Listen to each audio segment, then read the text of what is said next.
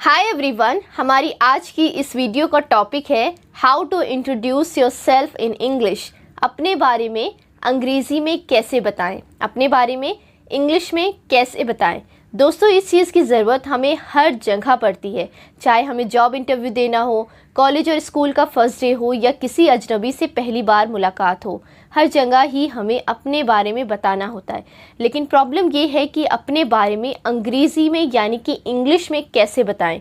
तो आज की इस वीडियो में हम यही सीखने वाले हैं कि अगर आपसे कोई कहे इंट्रोड्यूस योर सेल्फ या फिर tell me about yourself, तो इसका जवाब आप अंग्रेज़ी में यानी कि इंग्लिश में कैसे दें। और ये टॉपिक बहुत ही ज़्यादा इम्पॉर्टेंट टॉपिक है और ये आपको लाइफ में हर जगह काम आने वाला है, इसलिए प्लीज़ वीडियो को ध्यान से पूरा एंड तक ज़रूर देखिएगा। तो चलिए वीडियो को शुरू करते हैं। और वीडियो को शुरू करने से पहले अगर आपने अभी तक मेरे यूट्यूब चैनल को सब्सक्राइब नहीं किया है तो प्लीज़ सब्सक्राइब कर लीजिए, क्योंकि मेरे चैनल पर मैं आप लोगों के लिए आसानी से इंग्लिश बोलने से रिलेटेड वीडियोज़ रेगुलर लाती रहती हूँ। सेल्फ इंट्रोडक्शन में सबसे पहली चीज़ जो आपको करनी है, कहनी है, वो है सामने वाले को ग्रीटिंग विश करना है। अच्छा, इससे पहले भी जो एक चीज़ आपको करनी है वो ये कि अगर आप जॉब इंटरव्यू देने गए हैं तो वहाँ जॉब इंटरव्यू के रूम में एंटर करने से पहले आपको परमिशन ज़रूर लेनी है। तो आपको पूछना है कि क्या मैं अंदर आ सकता हूँ, तो इससे इंग्लिश में आप पूछेंगे मे आई कम इन सर, अगर सर है तो, और अगर मैम है तो आप पूछेंगे मे आई कम इन मैम। उसके बाद सबसे पहला काम आपको यही करना है कि आप सामने वाले को ग्रीटिंग विश करें। ग्रीटिंग विश करने का मतलब होता है कि आप सामने वाले को गुड मॉर्निंग, गुड आफ्टरनून या फिर गुड इवनिंग, जो भी आपका मीटिंग टाइम है उस हिसाब से आप उन्हें विश करें। अगर मॉर्निंग का टाइम है तो आप कहेंगे गुड मॉर्निंग सर या फिर गुड मॉर्निंग मैम। इसी तरह दोपहर है तो आप कहेंगे गुड आफ्टरनून सर या फिर गुड आफ्टरनून मैम, या फिर आप हेलो सर, हेलो मैम भी बोल सकते हैं। ध्यान रहे कि अगर आप इंटरव्यू देने गए हैं या अपने किसी सीनियर से मिल रहे हैं तो आप कभी भी हाय का यूज़ नहीं करेंगे, यानी कि कभी भी सामने वाले को हाय नहीं बोलेंगे। ये एक इनफॉर्मल तरीका है, हमेशा हेलो ही बोलेंगे। ओके, यहाँ तक क्लियर हो गया कि या तो आपको good afternoon, good morning, good evening बोलना है, हेलो सर या फिर हेलो मैम बोलना है, हाय नहीं बोलना है। ग्रीटिंग विश करने के बाद आपको सामने वाले को थैंक यू बोलना है, धन्यवाद करना है उनका, क्योंकि सामने वाले ने आपको मौका दिया है, आपको चांस दिया है अपने बारे में बताने का। तो उसके लिए सबसे पहले आप उन्हें थैंक यू कहेंगे, तब आगे आप उन्हें अपने बारे में बताएंगे। तो थैंक यू बोलने का भी एक फॉर्मल तरीका है जिसे आप याद कर सकते हैं। क्या है वो तरीका? वो तरीका ये है कि आपको बोलना है, first of all thank you so much for giving me this opportunity to introduce my self.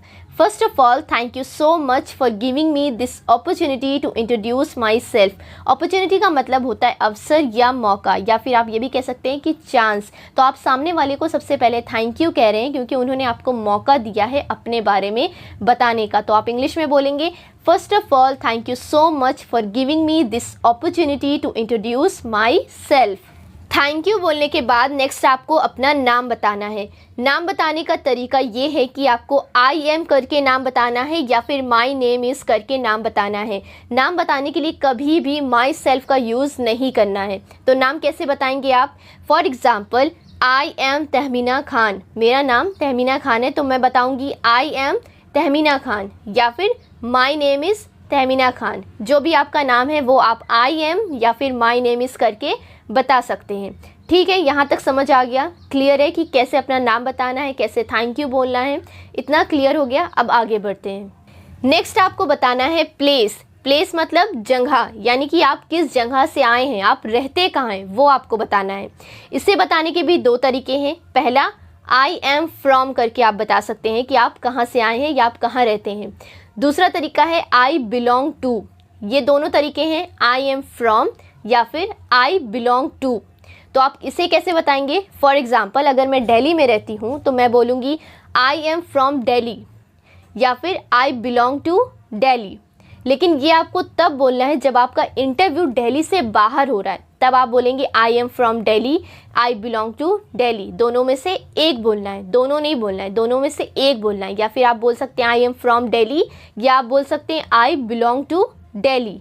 ये आपको तब बोलना है जब आपका इंटरव्यू हो रहा है आपके शहर से बाहर, यानी कि दिल्ली से बाहर हो रहा है, तब आप ऐसे बोलेंगे। लेकिन अगर आपका इंटरव्यू दिल्ली में ही है तब आप ये नहीं बोलेंगे कि आई एम फ्रॉम दिल्ली, तब आप बोलेंगे I am from Delhi itself, या फिर I belong to Delhi itself.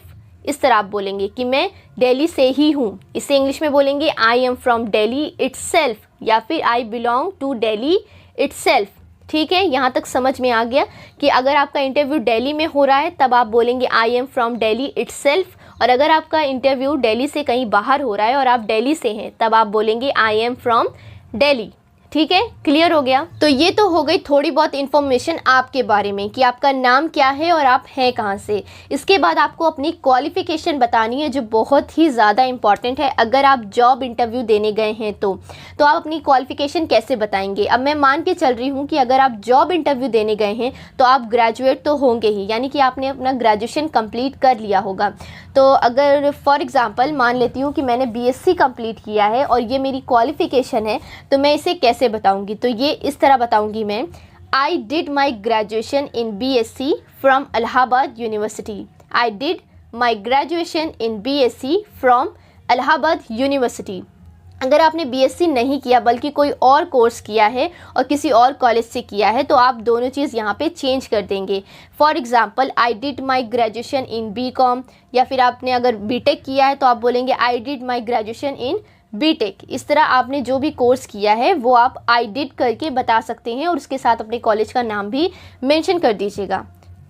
Qualification बताने के बाद आपको अपनी पर्सनालिटी के बारे में बताना है, जिससे सामने वाला आपसे और भी ज़्यादा इम्प्रेस हो सके। तो अपनी पर्सनालिटी के बारे में बताने के लिए आप कुछ सेंटेंसेस का यूज़ कर सकते हैं जो मैं आपको बताऊंगी, और इसे आप सर या मैम करके बोल सकते हैं। तो आपको बोलना है, sir I am open minded, I am a goal oriented person, I am a creative and hard working person, and my strength is I am self motivated and discipline person.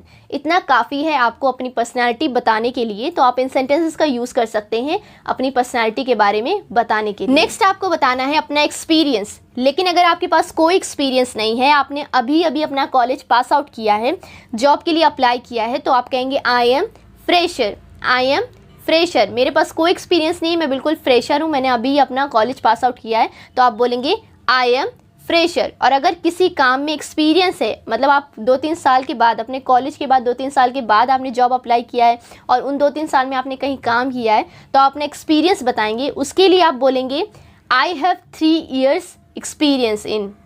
I have 3 years experience in. जिस भी चीज़ में आपका experience है वो आप यहाँ पे mention करेंगे। For example, I have 3 years experience in marketing, I have 3 years experience in data entry.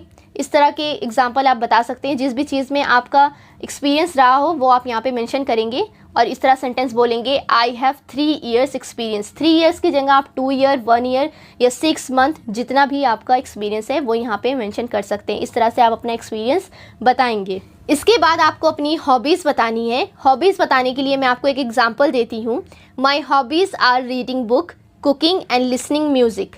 इस तरह से आपको अपनी हॉबीज़ बताना है। ज़रूरी नहीं है कि आपको सेम यही चीज़ बोलनी है। माई हॉबीज़ आर करके आपको जो भी अच्छा लगता है वो आप बताएंगे। हॉबीज़ का मतलब होता है कि जो भी चीज़ आपको करना अच्छा लगता है वही आपकी हॉबीज़ होती है। तो my hobbies are reading book, cooking and listening music. ये मैंने आपको बताया है, ज़रूरी नहीं है कि आपको सेम यही चीज़ बोलनी है। ठीक है, लास्ट में आपको बोलना है that's all about me, thank you. ये बोल के आपको अपना सेल्फ इंट्रोडक्शन कंप्लीट करना है। ठीक है, that's all about me, thank you. So friends, I hope this video is helpful for you. If yes, then don't forget to like, share and subscribe. Thank you.